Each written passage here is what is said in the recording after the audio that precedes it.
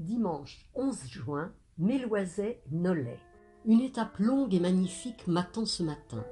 Je pars sur une petite route, le chemin de Saint-Romain, dans une clarté parfaite, le cœur en fête. Au loin, un clocher et des vignobles joliment rectilignes, des peupliers qui donnent leur élan au paysage, des champs de blé vert tendre, promesses de blondeur et d'abondance, des ceps pleins de vitalité. Le tracé quitte la route pour emprunter un sentier qui part sur la gauche à l'assaut d'une corniche boisée de chênes et de buis. J'y croise un homme qui fait son footing et m'interpelle joyeusement. Je domine bientôt une petite vallée vers laquelle je dégringole. Les mousses ici colonisent toutes les branches des arbres comme des chaussettes. Ceux-ci n'en souffrent pas car elles ne les utilisent que comme support auquel elles se fixent à l'aide de rhizoïdes. Elles se contentent de peu, ces mousses, rosée, brouillard ou pluie, et particules qui flottent dans l'air pour leur fournir des nutriments. C'est dans le fameux livre du forestier Peter Wohlleben, La vie secrète des arbres, que j'apprends tout cela. En remontant sur le flanc opposé, je crois reconnaître des traces de chevreuil dans l'argile humide. Arrivé au sommet, au débouché de la forêt, sur une petite clairière herbeuse, mon cœur se met à battre soudainement. Devant moi, une vision inoubliable. À 3 mètres à peine, un chevreuil de toute beauté me regarde dans les yeux, aussi surpris que moi, mais infiniment plus réactif. Dans la seconde, il s'élance et détale dans un bond fulgurant, me laissant juste le temps d'apercevoir sa superbe musculature et la finesse de ses pattes. Le sentier parcourt une pelouse sèche à orchidées, bordée çà et là de buis et de lichens. Ces petits végétaux frugaux, gris-verts, semblables à du moisi, résultent d'une symbiose entre un champignon et une algue. Ils poussent très lentement, mais peuvent vivre plusieurs centaines d'années, nous explique Peter Wohlleben. Voici les coquelicots. Je sais que ces joyeuses fleurs sont signes de bonne santé écologique du sol. Parfait. Dans le village de Saint-Romain-le-Haut, le viticulteur René Gras-Boisson nous incite à boire son excellente boisson du Saint-Romain.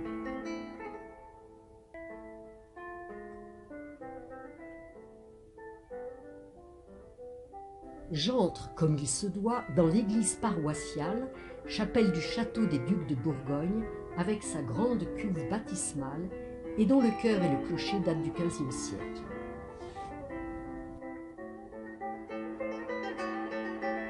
À ses côtés, ce tilleul magnifique, vieux de plus de 200 ans, a survécu à la foudre et survivra, c'est sûr, de longues années encore, bien après nous.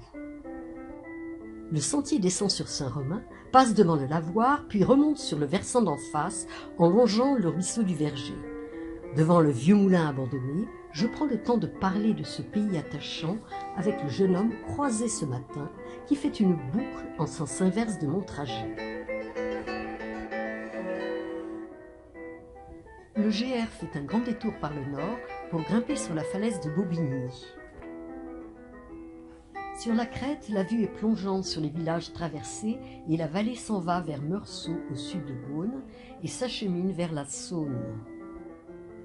Ces falaises de Saint-Romain abritent la majeure partie de la population de faucons pèlerins, une espèce protégée en France inscrite dans la directive européenne Oiseaux de 1979. Il semble qu'il y ait une trentaine de couples de ces rapaces qui trouvent ici des milieux forestiers ainsi que des milieux ouverts avec les pelouses sèches et les cultures.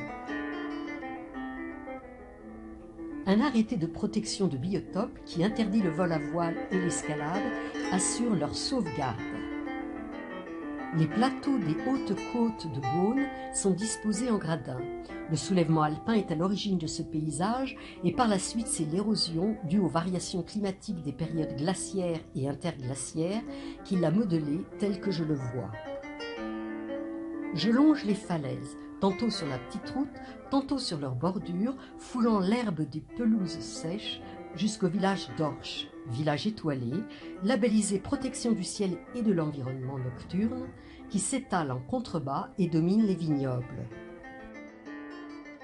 Je le traverse, puis remonte sur la falaise jusqu'à la fontaine du chêne, le Chagne en patois, surmontée de stèles funéraires gallo-romaines.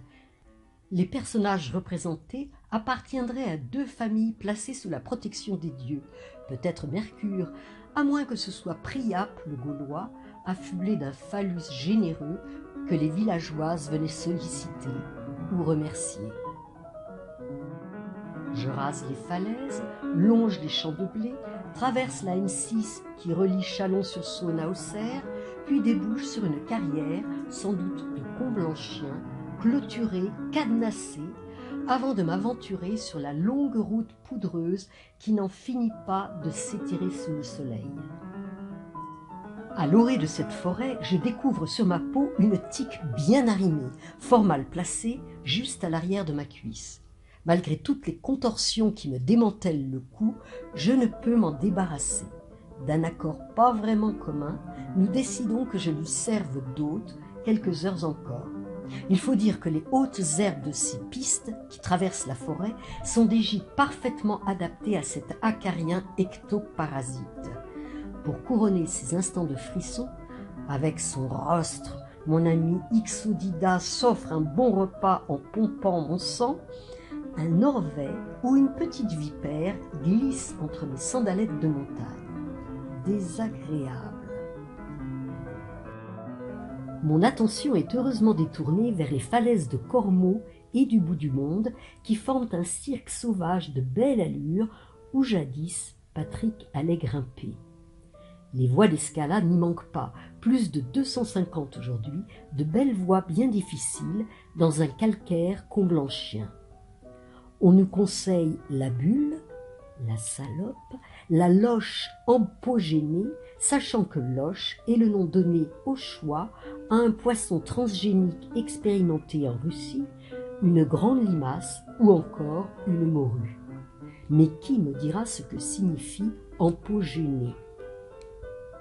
Dans le guide Hachette des vins, il est dit qu'en contrebas de ces falaises, 2 amis produisent la cuvée Cul de Fussé, qui se présente dans une robe jaune clair teintée de reflets verts, le nez empreint de notes d'amandes, de fruits jaunes et de fleurs blanches.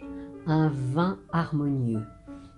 Au loin, j'aperçois Nolay, mais le sentier descend d'abord sur le village de Cormeaux-le-Grand, parcourt la campagne avant d'arriver dans les faubourgs de Nolay. Nolay, une petite ville dont le charme ne peut que m'émouvoir. Maisons à colombages, ruelles étroites et surtout ces halles magnifiques du XIVe siècle avec leurs superbes charpentes en châtaignier qui supportent une toiture en lave calcaire, 800 kg au mètre carré tout de même. Je m'installe justement à l'hôtel de la Halle, dans une jolie chambre aux allures rustiques dont les fenêtres donnent sur l'église, les halles et la place. Avant de m'offrir un restaurant fort convenable en contrebas, sous mes fenêtres, je parcours les ruelles. Mon cœur se serre devant le nombre terrifiant de rideaux baissés, de devantures bouclées, de vitrines rongées par les toiles d'araignée, bref, de commerces désertés. Décidément, cette petite ville, cette si jolie petite ville, se meurt.